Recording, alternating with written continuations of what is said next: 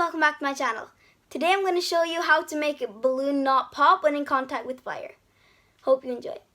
And also thank you guys so much for 1,000 subscribers. You have no idea how much this means to me. And yeah, let's just get right into the video. This is what you need. You need a lighter, water, and a balloon.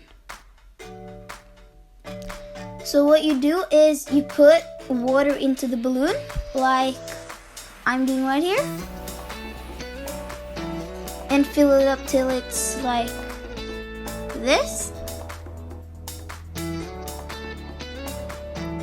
and then you blow the balloon up like I'm doing here, and you blow it up to about this size, and then you tie it up.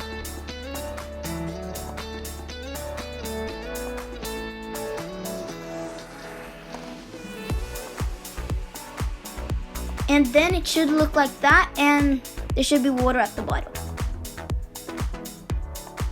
So when you take fire at the bottom, it doesn't pop because of the water inside. It absorbs all the heat, so none of the balloon gets the heat, so it doesn't pop. And I'm going to show you how it is when you do it on top of the balloon where there's air.